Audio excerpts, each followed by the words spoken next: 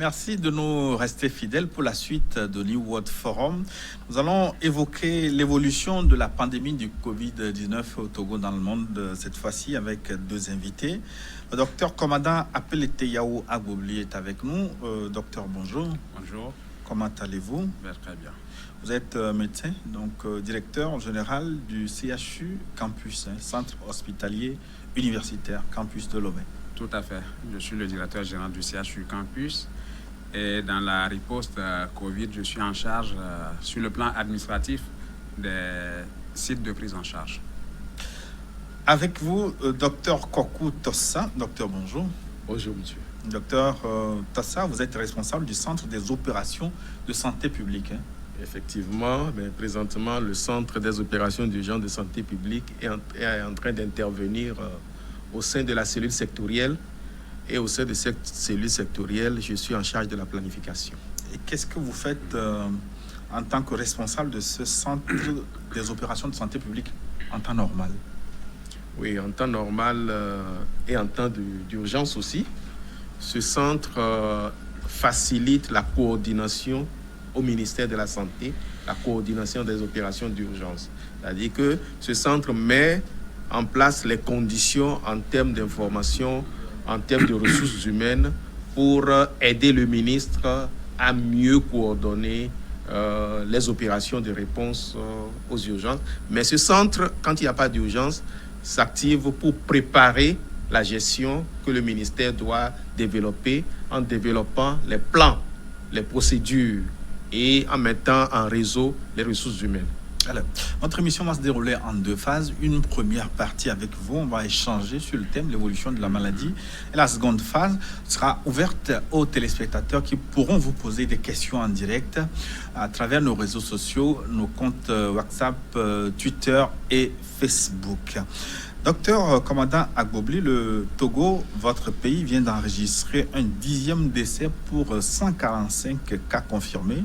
C'était les chiffres de samedi. Je ne sais pas s'ils ont évolué. Alors, de toutes les façons, 10 décès pour 145 cas, est-ce que ce chiffre n'est pas trop élevé?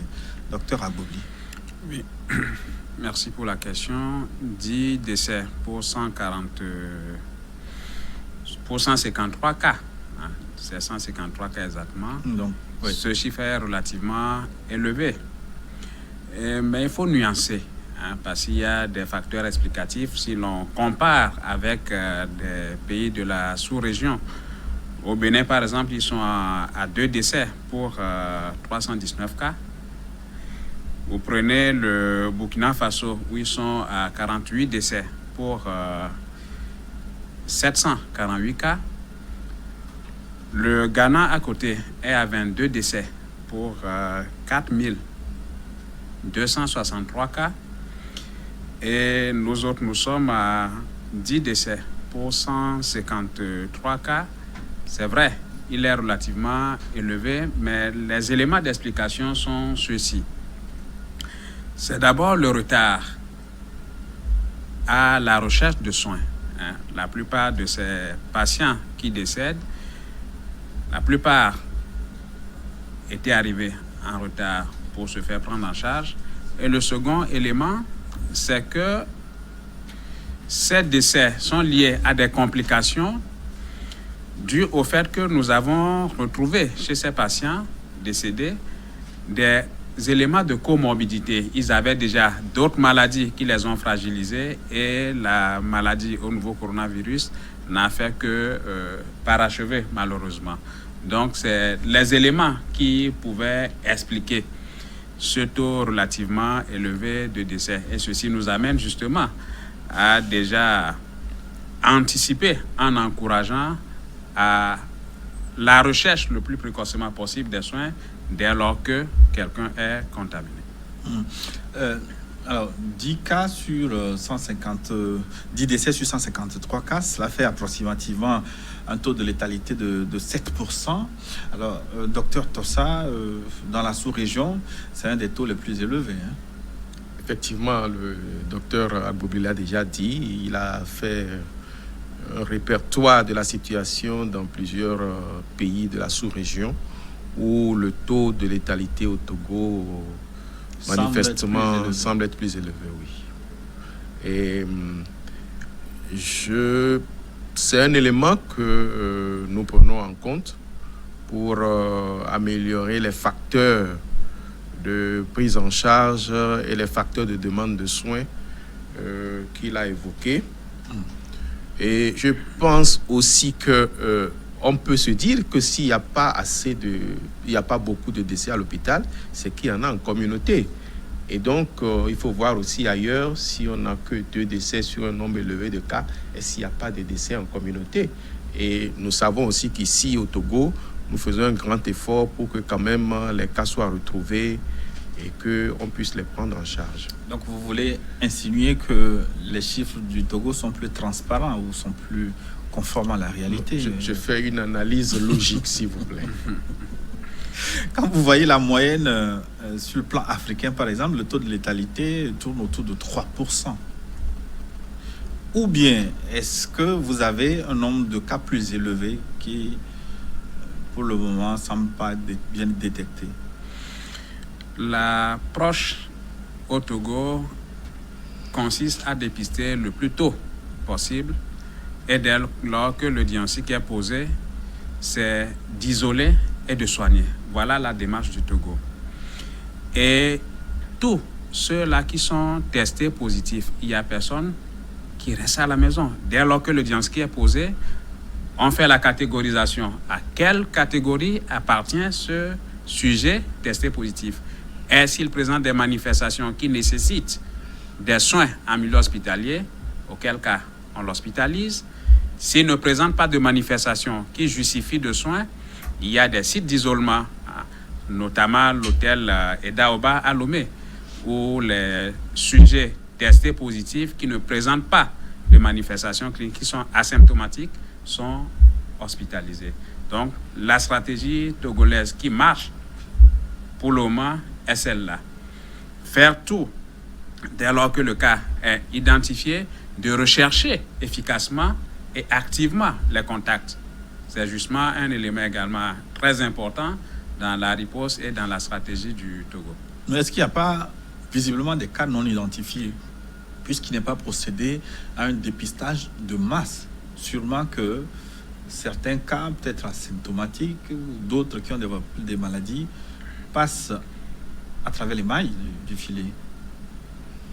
Mais je suis d'accord avec vous. Quand vous avez une affection où près de 80%, plus de 80% sont asymptomatiques, la seule occasion que nos services puissent s'adresser à ces personnes asymptomatiques, c'est soit ces personnes sont rentrées de voyage et elles se sont signalées, ou bien ces personnes ont été contact d'un cas. Alors, si vous voulez parler des cas suspects, il faut qu'il y ait quand même quelques signes. Voilà que les signes sont absents dans la plupart des cas. Donc, manifestement, c'est ceux qu'on recherche qu'on trouve, finalement. Donc, ça veut dire que, probablement, dans la communauté, il y a beaucoup de cas asymptomatiques qui ne sont pas du tout dérangés et qui vont et viennent. Qui ont fait la maladie et qui ont le virus. Qui ont été guéris. Oui, qui ont le virus, mais qui ne font pas de signes, qui vont guérir, le virus va partir et puis ils vont continuer normalement. Mais est-ce que ceux-là, après, est-ce qu'il y a des éléments pour savoir qu'ils ont une fois fait la maladie? Est-ce qu'ils ont une fois fait attraper le virus? Est-ce que des tests comme ça existent?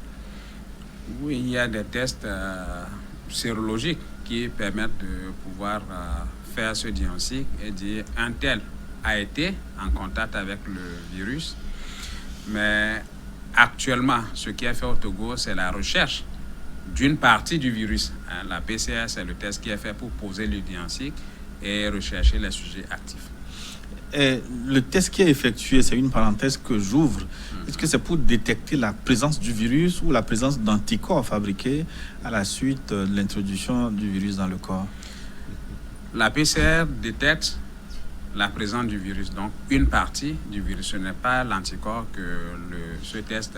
Vous dites une partie du virus, qu'est-ce que vous évoquez par là? Lorsque nous parlons de virus, c'est... Comment l'appelle-t-on? Le virus, c'est un élément génétique. Voilà. Donc, la PCR permet de retrouver une chaîne, ou du moins une portion de la chaîne du matériel génétique du virus, laquelle portion est multipliée pour pouvoir se faire révéler.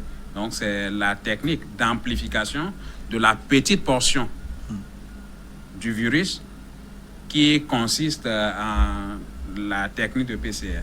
Est-ce que les tests qui sont effectués, est-ce que ces tests sont fiables? Parce qu'il y a eu une polémique née dans certains pays qui mettent en doute les réactifs utilisés. Même aux États-Unis, en Italie, il y a eu des polémiques liées à des faux réactifs. Est-ce que, en tant que médecin responsable d'une structure sanitaire, est-ce que vous pouvez nous dire qu'à 100% les tests que vous pratiquez là sont des tests fiables? Lorsque nous parlons de la PCR, il n'y a pas de doute sur la fiabilité de la PCR. Et vous avez, dans votre introduction, évoqué des tests de sérologie. C'est là-bas qu'il peut y avoir des soucis. Et justement, sur le marché, il y a eu pas mal d'offres. Et ceci est objet de tests, d'évaluation, avant de dire, voici des tests qui sont fiables. Mais à l'instant où nous parlons, les tests appliqués au Togo, c'est la recherche du brin du matériel génétique du virus, donc la PCR, c'est le test qui est pour le moment utilisé. Est-ce que ce brin est spécifique au Covid-19? Parce qu'il ne faut pas aller chercher d'autres brins et le confondre avec le Covid-19. Il est spécifique. Il est spécifique au nouveau coronavirus. Docteur Tossa, le taux de rémission de la maladie en ce qui concerne le Togo, cette fois-là, le chiffre est bon, 58%. Un bon chiffre sur le plan africain. Comment faut-il interpréter ce résultat? Merci beaucoup. Il faut dire que vous avez parlé de 58%. Ce taux a été calculé sur des chiffres antérieurs. Et aujourd'hui, nous avons d'autres chiffres. La pandémie évolue au Togo. On peut calculer toujours ce taux-là. Mais ce qu'il faut savoir, c'est que le meilleur taux, il est déjà bon. Mais je vous assure qu'il sera meilleur lorsque la pandémie sera terminée et que tous les malades guérissables seront guéris. Alors, quand on aura cette situation globale, ce taux sera meilleur. Pourquoi? Parce que si vous prenez les 153 d'aujourd'hui, on en a découvert hier. Et ces derniers temps, on en découvre beaucoup. Mais ceux-là, ils auront plus de 2 semaines devant eux pour guérir. Alors, le numérateur a augmenté ces derniers temps, mais les malades qui sont là, en train d'être soignés, prennent leur temps pour guérir. Donc, il est bon, mais il sera encore mieux au vu de l'évolution de la situation actuelle. Donc, déjà, nous sommes quand même satisfaits de ce taux de guérison. Docteur Agboubli, est-ce que c'est votre travail qui fait guérir tant de patients au Togo? C'est Dame Nature? C'est la chloroquine ou l'azithromycine? Bon, vous faites bien de l'évoquer. Et en grande partie, l'effet du traitement peut expliquer le taux élevé de guérison. Mais il y a d'autres éléments également qu'il faut prendre en compte. J'insiste là-dessus. Un patient, c'est une identité qui ne se présente pas à l'hôpital juste avec COVID-19. Il peut y avoir d'autres maladies associées. Donc, de l'efficacité dont on se serait entouré dans la prise en charge de ces autres maladies associées, on va améliorer le pronostic. Ceci veut dire que c'est une prise en charge globale qui est efficace et ça donnera des résultats aussi probants. Donc, oui, en partie, la prise en charge spécifique qui est administrée aujourd'hui sur la base de ce protocole thérapeutique associant la chloroquine à de l'azithromycine. Et là, j'insiste là-dessus, c'est en milieu hospitalier. Pas un traitement à domicile, en milieu hospitalier donne des résultats et il va falloir qu'on se donne du temps pour évaluer réellement les différents impacts. Est-ce que le traitement a évolué depuis le début de la pandémie jusqu'à aujourd'hui? Ce que je voudrais comprendre, les produits que vous utilisiez hier sont-ils les mêmes qu'aujourd'hui? Est-ce qu'il y a des ajouts? Est-ce que vous tentez d'autres choses? On parle de Covid organisé ailleurs, on parle de fugamicine ou de quoi au Gabon. C'est l'ère de découverte des produits contre le Covid-19. Est-ce que vous êtes conservateur ou vous vous ouvrez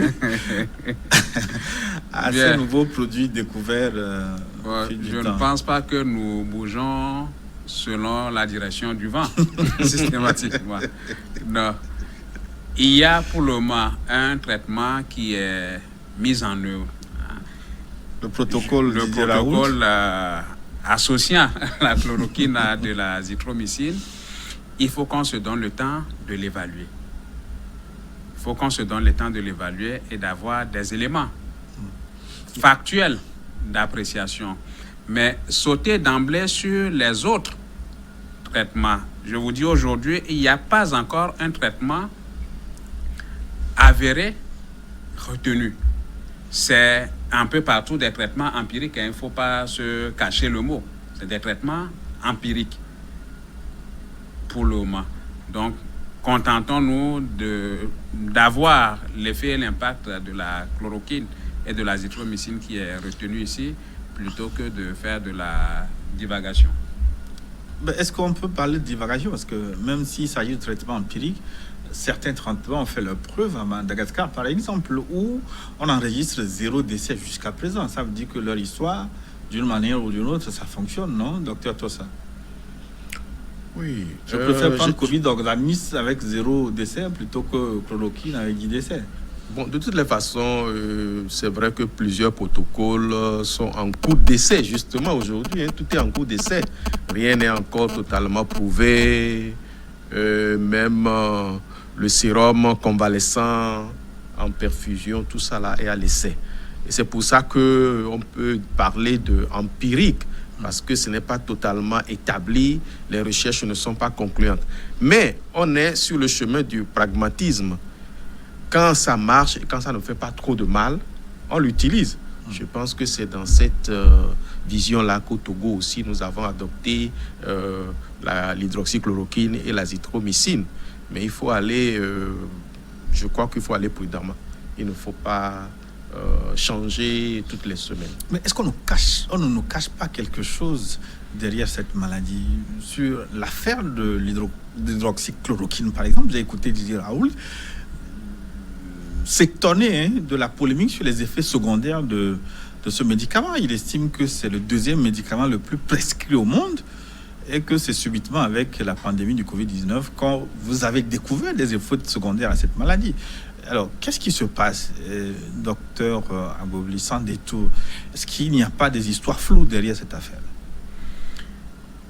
Histoire floue, je n'ai pas d'argument. Ce que je sais... Est-ce que votre petit doigt ne vous dit pas qu'il y a quelque chose de flou derrière ces informations? Je ne pense pas. Ce que je en sais... tant que médecin, vous comprenez cette situation où on a toujours prescrit chloroquine et que Covid-19 vient, quelqu'un découvre que ça traite la maladie et subitement, on lui fabrique beaucoup d'effets secondaires.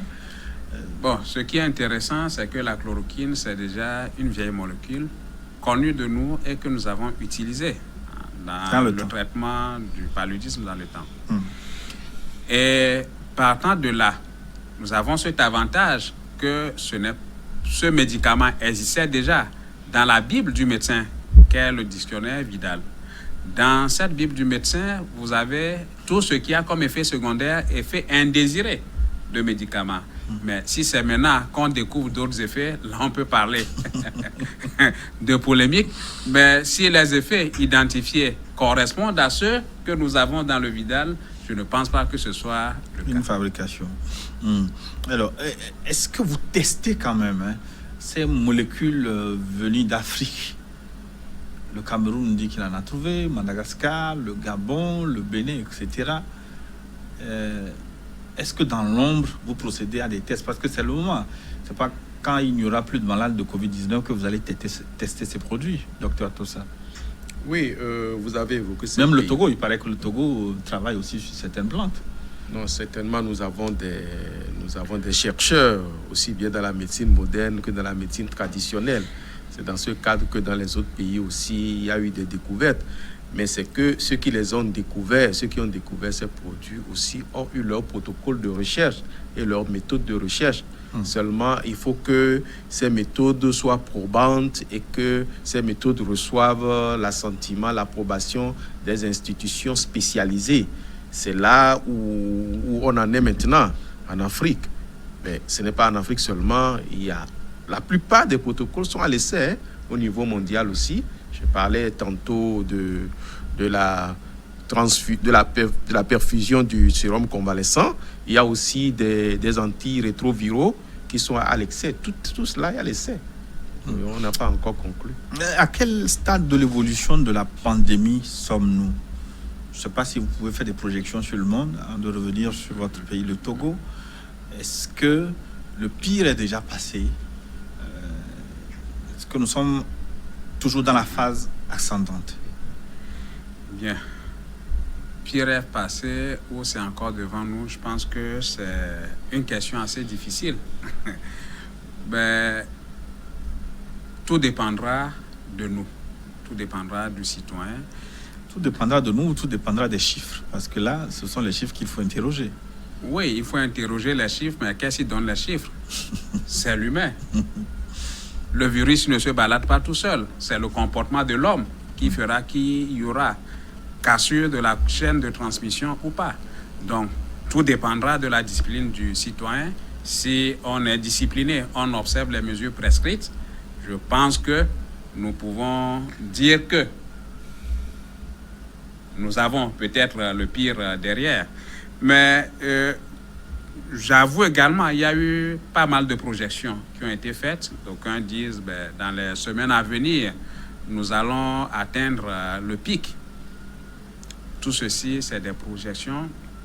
Et je me dis, une épidémie, c'est assez difficile de la cerner par des chiffres. C'est des prévisions, mais des facteurs sur lesquels on ne peut pas tabler, c'est le comportement humain, c'est le facteur déterminant. Donc c'est en ça que je dis, tout dépendra de comment nous allons nous comporter. Ça permettra de dire que nous avons déjà eu le pire derrière ou il est devant. Mais ça veut dire que si le pire est derrière et que les gens se comportent sans mesure de barrière, ça veut dire que rapidement la maladie peut revenir. Ça peut revenir, ça peut revenir. Vous voyez ces derniers... Entre-temps, on était à combien de cas positifs par jour? C'est 1, 2, on a eu des jours où il n'y a pas eu de cas. Mais ces derniers temps-ci, les chiffres vont jusqu'à 10 par jour. Voilà. Ça s'est vérifié aussi dans l'exemple du Ghana, après le confinement. Dans le confinement, les cas étaient très rares, mais juste après le confinement... Ça s'explique parfaitement, en ce sens que je disais que le virus ne se déplace pas tout seul. Ce sont des hommes qui sont vecteurs. Donc la mobilité peut faciliter l'accroissement des données. Alors, docteur Tossa, qu'est-ce qui va se passer dans les jours à venir? Les chiffres vont gonfler ou diminuer? Je voudrais me baser quand même sur les déclarations de certaines institutions spécialisées qui nous ont dit quand même que le pire... L'OMS en l'occurrence... Oui, l'OMS en l'occurrence qui nous dit que le pire est arrivé, est à venir. Le pire est à venir. Et aussi... Est-ce que l'OMS est toujours crédible concernant ses prédictions? Parce que au début de la pandémie, les responsables ont dit que les Africains allaient mourir par millions. Je pense qu'il y a une chose, en gestion des urgences, il vaut mieux être alarmiste. Et il faut promettre peu pour réaliser beaucoup. Et donc, il ne faut pas faire rêver aux gens et puis après que la situation s'empire, c'est ça qui serait le plus grave. Donc, l'OMS a bien fait, sachant que notre système de santé est très faible, de nous faire miroiter le pire pour qu'on se réveille. Et effectivement, l'allure à laquelle les pays africains se sont réveillés, notamment notre pays, est quand même extraordinaire. En quelques jours, on a rattrapé un retard et ça va être aussi une opportunité de renforcer notre système de santé très faible.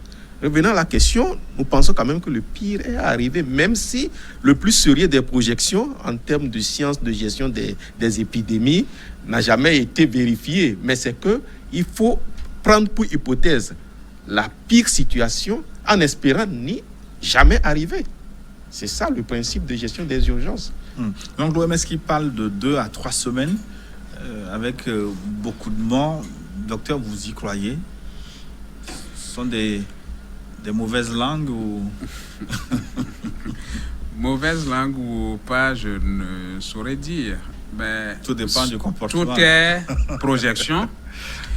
Et je pense que c'est bien dit pour que nous puissions prendre nos dispositions, nos responsabilités pour éviter autant de catastrophes. Qu'est-ce qui justifie les décès? J'ai cité les facteurs de comorbidité, mais la qualité de soins également importe. Ceci nécessite naturellement qu'il faille renforcer le système de santé et que tout ne soit pas concentré à Lomé. Si vous voyez ce qui se passe actuellement, l'épidémie, ou du moins la pandémie, est arrivée à l'intérieur du pays. Mais les dispositions en amont sont prises de façon à ce que dans chaque district, dans chaque chef-lieu de région, il y ait possibilité de prise en charge des cas. Donc c'est ceci qui peut améliorer la qualité des soins et réduire drastiquement, s'il y a beaucoup de cas, le nombre de décès. On va rester dans les projections. Comme vous nous dites, il ne faut pas les jeter, les prédictions de l'OMS. Si elles se réalisent, est-ce que vous avez les capacités de faire face à la situation? Merci beaucoup pour cette question. C'est vrai que au tout début, l'OMS, avec l'appui de l'OMS, nous avons évalué nos capacités de réaction. Et nous avons été galvanisés par la gestion d'Ebola. Et Ebola nous a amenés à des réformes institutionnelles, des réformes organisationnelles, des réformes stratégiques opérationnelles. Et seulement le coronavirus est nouveau. Mais nous nous préparions à la grippe pandémique, même si on ne savait pas quand est-ce que cette grippe peut arriver. Et donc, tous les systèmes de santé étaient plus ou moins préparés. Et la solidarité internationale, l'appui des partenaires et tout ce qui se met en œuvre actuellement et se met en place pour renforcer notre système de santé en termes d'équipement, en termes de formation et aussi en termes de coordination doit continuer, et surtout en termes de coordination pour que tout le territoire soit couvert de manière vraiment appropriée. Et je pense que si tout cela est réalisé, vu les importants moyens déployés en termes d'équipement, nous pouvons espérer, si le pire approchait, nous pouvons espérer quand même obtenir des résultats probants. Quelle est votre capacité d'accueil aujourd'hui? Je ne sais pas si vous avez réponse à cette question. Jusqu'à combien de malades vous pouvez prendre en charge aujourd'hui? Est-ce que vous avez des simulations sur cette question? Nous avons une capacité d'accueil qui est flexible. Donc, tout est fonction de la situation qui va se présenter. Et lorsque je prends déjà le centre de prise en charge du CHR Lomé Commune, nous avons 136 lits d'hospitalisation. Ça veut dire que beaucoup de lits n'ont jamais été occupés jusqu'à là. Jusqu'à présent, on n'a pas encore atteint la capacité d'accueil, on n'a pas encore débordé. Et une trentaine de lits de réanimation. Donc, tout ce que nous avons géré jusqu'à présent, nous n'avons pas été débordés. Donc, du moins, par rapport à la situation actuelle, nous sommes en mesure de faire face efficacement. Et à voir l'évolution de la pandémie. Nous sommes en train d'évoluer naturellement vers une endémie. La maladie va pouvoir s'installer pour longtemps. Et ceci amène justement à revisiter les stratégies, à faire en sorte que la prise en charge du Covid puisse être intégrée dans l'offre de soins classique que nous avons. Donc, Covid ne sera plus l'affaire de spécialistes. Tout personnel soignant doit pouvoir être formé à faire une prise en charge en fonction du niveau de son plateau technique. Et c'est ainsi que toute la chaîne de santé va pouvoir se structurer pour que nous puissions sortir véritablement gagnants de ce combat. Alors, ça veut dire quoi? Si la maladie devient endémique, ça veut dire que les mesures barrières, là, on va continuer à se laver les mains toujours, à porter les bavettes, les cache-nez en permanence? Non, bien sûr. D'ici là, comme le dit le docteur Agboubli, on peut arriver alors à des cas sporadiques. Donc la maladie va rester avec nous tout le temps. Et dans ce type d'évolution aussi, il y a des mesures. Il y a ce que nous appelons la mitigation, les mesures de minimisation des risques. Et jusque-là, j'ose dire, parce que moi, je suis médecin de santé publique, et nous avons des maladies aujourd'hui que nous gérons avec la vaccination.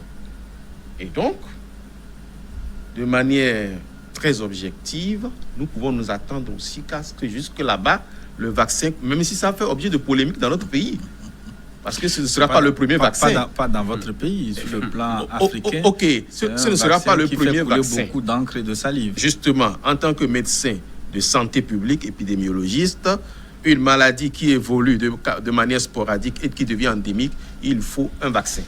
Et il faut un programme de communication, un programme de prise en charge, de prise en compte de la maladie par les populations. Mais quel vaccin? Est-ce que vous croyez à ces rumeurs qui se propagent là sur l'affaire de vaccin? Ça, j'ouvre une parenthèse. Ce qui est dit là, est-ce que c'est possible qu'on introduise autre chose dans le vaccin et puis qu'on les fasse passer dans le corps? On parle d'une puce là pour surveiller tout le monde. Ok, merci beaucoup. Scientifiquement, est-ce que c'est possible? Merci beaucoup. Je ne suis pas spécialiste de la microbiologie, mais ce que je sais, c'est que ce que l'on dit, on en a beaucoup dit aussi des vaccins qui sont en cours d'utilisation aujourd'hui.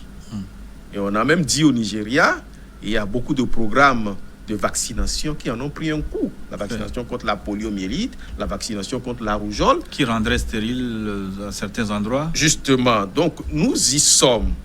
Mais on continue de faire des campagnes de vaccination contre ces maladies et qui donnent des preuves. Je le dis de manière objective dans le cadre de la profession que j'exerce. Mais est-ce que vous connaissez les effets secondaires de ces vaccinations? Et comme tout médicament, c'est ça le problème des chercheurs africains aussi. Est-ce que vous faites des études? Est-ce que vous analysez ces vaccins qui vous sont envoyés? Ou vous les dès qu'ils sont envoyés, vous commencez par les injecter? Est-ce qu'il y a une contre-expertise avec des résultats vérifiables par tous? Est-ce que vous faites ce travail?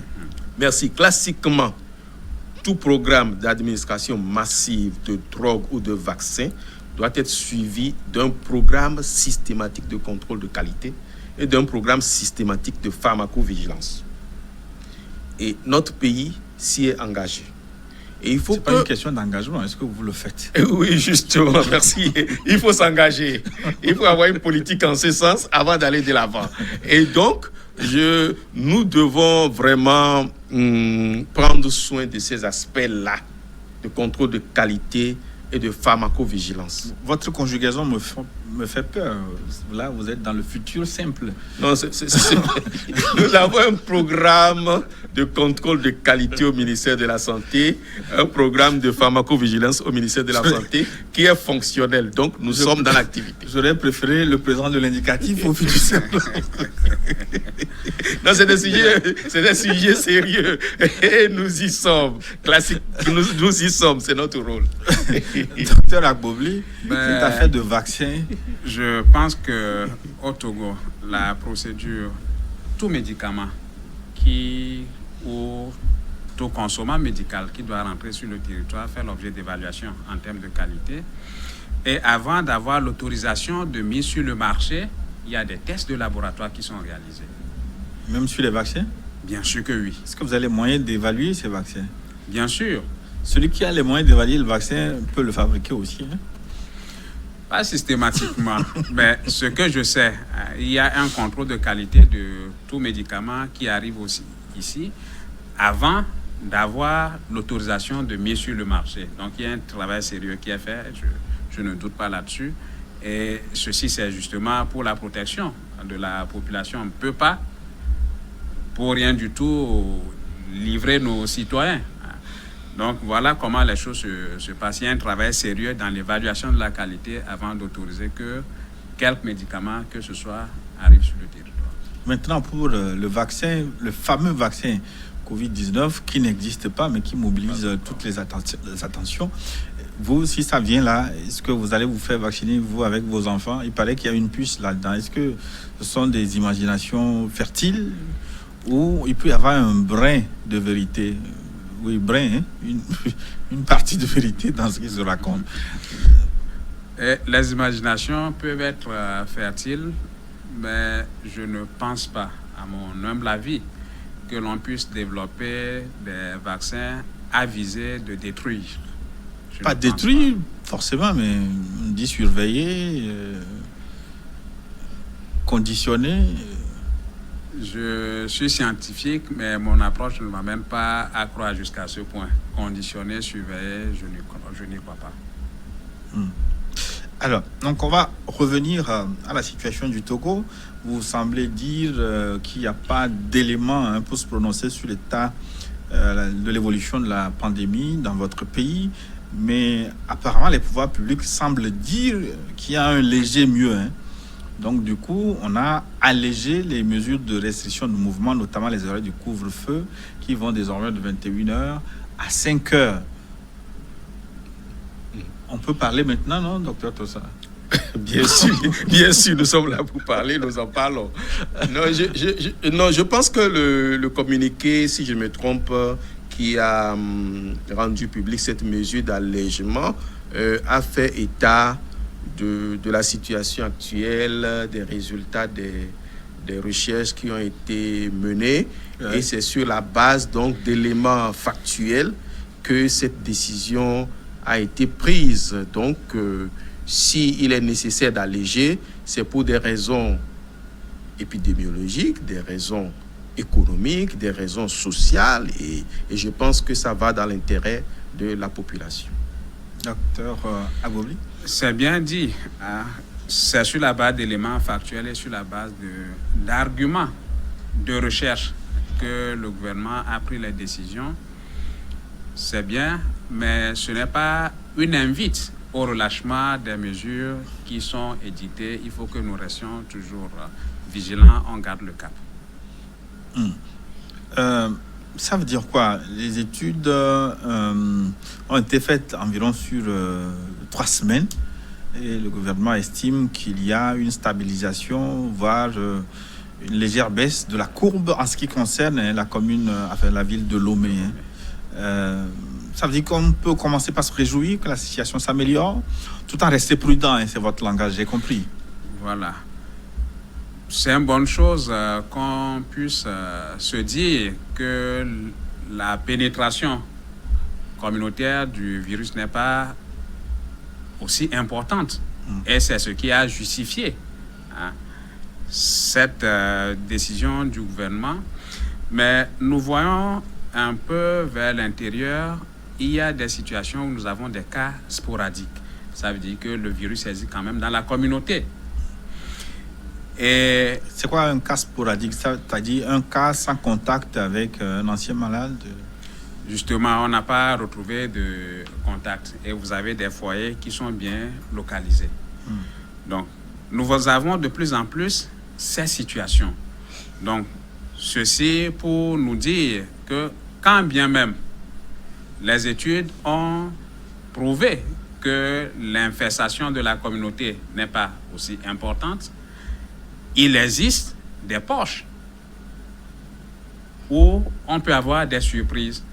Donc, le maintien du respect des mesures édictées demeure la règle principale pour que nous puissions véritablement maîtriser la situation. Et d'ailleurs, certains s'interrogent sur l'utilité de cette affaire de couvre-feu, est-ce que vous pensez sincèrement, docteur Tossa, que c'est utile un couvre-feu pour lutter contre cette pandémie? Moi, personnellement, j'ai toujours, par un raisonnement très simple, pensé que le couvre-feu était nécessaire. Parce que les mesures barrières, parfois c'est délicat pour les respecter. Et moi, je pense que la nuit, on ne peut pas aussi bien respecter les mesures barrières que le jour.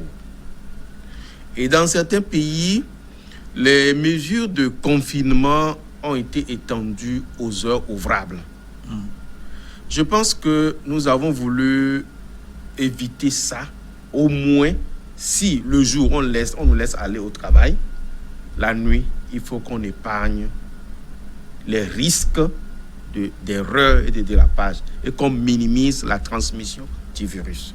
C'est pour ça que moi, je pense que le couvre-feu a un côté objectif et utile. Mais le couvre-feu, déjà de 0h, on va dire même de 23h jusqu'à 4h, il y a peu de gens qui circulent dans les rues, normalement, non? Le nouveau communiqué a repoussé l'heure du couvre-feu jusqu'à 15h. Donc, ce sont des mesures progressives. Il a dit, ailleurs, on a eu des pays où le couvre-feu s'étend de 15h l'après-midi, 15h jusqu'au petit matin, 5h le lendemain. Et dans d'autres pays, il s'est agi d'un confinement total. Hein? Ouais. Voilà.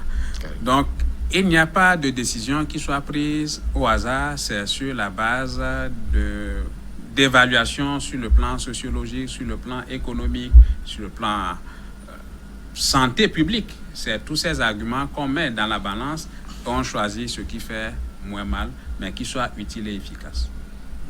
Mais est-ce que vous comprenez quand même les populations qui ont souvent à redire, certaines sur ces mesures-là, ce sont des récalcitrants qui ne vont pas écouter, ou c'est vous qui n'expliquez pas à fond ce que vous voulez faire? C'est pas évident le respect de ces mesures barrières, le respect du couvre-feu. Et il y a aussi des raisons économiques, il y a des raisons de survie. On comprend tout cela. C'est ce qui explique même la délicatesse et la gravité de la situation que nous vivons, qu'on ne peut pas malheureusement gérer au cas par cas. Et je pense que comme cela se fait, l'implication des leaders communautaires, des leaders traditionnels et de tous ceux qui peuvent aider pour que le message soit compris des populations, aussi bien au niveau des villes qu'au niveau des campagnes, est nécessaire pour que ce phénomène soit compris et accepté, et que même des initiatives viennent de la part des organisations non gouvernementales, des organisations locales, communautaires, pour améliorer l'observance de ces mesures-là, de ces mesures barrières qui nous permettent de limiter la transmission de ce virus. Docteur, commandant Gboli, est-ce que la sensibilisation, vous expliquez aux populations comme il faut ce que vous voulez faire? Est-ce que la population comprend votre démarche? Je crois que tout changement est toujours difficile. Le couvre-feu, c'est une mesure à laquelle on n'était pas habitué. Je pense qu'il y a des efforts qui sont faits et des sensibilisations adaptées, des communications appropriées sont réalisées pour que l'on comprenne davantage cette mesure. Et il n'y a pas que le couvre-feu dans les mesures édictées par le gouvernement. Il y a eu des villes qui ont été bouclées. Connaissant le mode de transmission, je le dis et je le répète, le virus ne se déplace pas seul, c'est des hommes qui sont vecteurs. Tant qu'on aura réduit la mobilité de l'homme, je pense que ça va participer en grande partie à la rupture de la chaîne de transmission. Et vous, médecins, vous êtes au front, tout comme les journalistes dans une certaine mesure, on va dire. Hein. C'est-à-dire que vous êtes souvent en contact, très exposé. Vous, personnellement, comment vous vivez la situation? Votre famille, comment vous la protégez? Est-ce qu'il y a des mesures spécifiques pour les agents de santé? Oui, les agents de santé, aujourd'hui, nous allons les catégoriser en deux grandes entités. Hein. Surtout ceux qui sont en contact avec les malades. Voilà. Mais tout personnel de santé aujourd'hui est à risque de Covid-19. Comme le dit un de mes confrères, vous avez ceux qui sont dans les centres de prise en charge où on a déjà posé le diagnostic que les malades sont là. Ce personnel sait à qui il a affaire. Donc, c'est comme le lion qui est déjà dans la cage qu'on leur a livré. Mais à côté, ceux qui sont dans les autres formations sanitaires, qui reçoivent des malades venant de tous bords, qui peuvent être porteurs du virus. Ou non. Qui ne manifesteront pas de signes, mais qui peuvent contaminer. D'accord. On va continuer la discussion, mais une pause qui s'impose pour une nouvelle édition du journal. À tout de suite.